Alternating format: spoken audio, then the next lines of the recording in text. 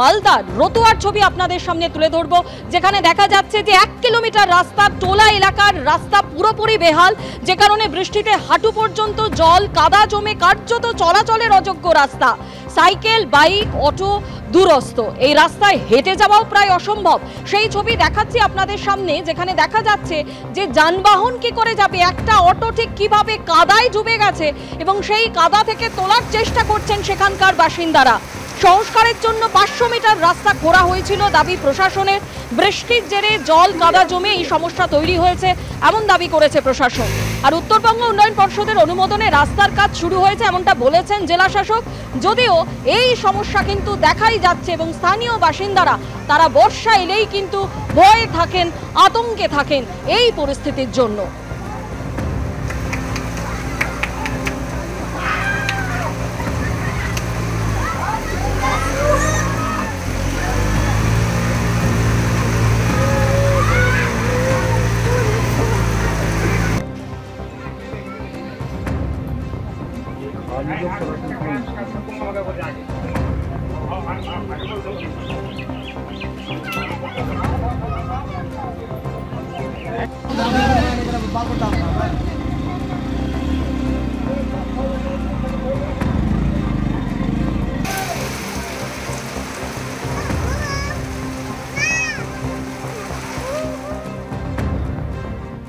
প্রশাসনের কাছে দাবি যে আমাদের বিহার বর্ডার থেকে নিয়ে আর সম্বলপুর অবধি আমাদের রাস্তাটা যতটা মানে চওড়া, সরকারি রাস্তা চওড়া যতটি আছে, যাতে আমাদের ভালো করে চওড়া হয়, এই ব্লক থেকে একটা সরকারি আমিন পাঠানো হয় যাতে আমাদের পুরোটাই রাস্তা ক্লিয়ার হয়। এটাই আমাদের ব্লক ডিপার্টমেন্টের কাছে আমাদের আবেদন।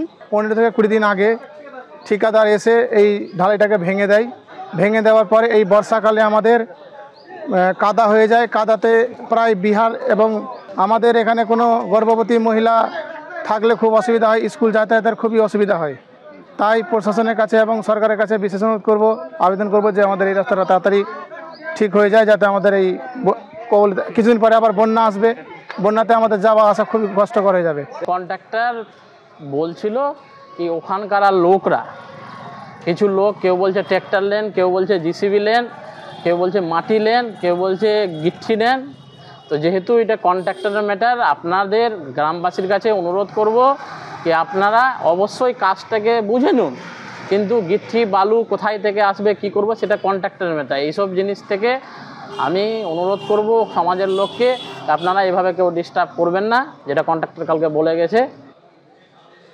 এর আগে আপনাদের সামনে পশ্চিম মেদিনীপুরের নারায়ণগড়ে সেই রাস্তার নরক যন্ত্রণার ছবি তুলে ধরেছিলাম, যেখানে হৃদরোগে আক্রান্ত এক বৃদ্ধাকে অ্যাম্বুলেন্সের বদলে বাধ্য হয়ে ডুলি করে নিয়ে যেতে হয়েছিল।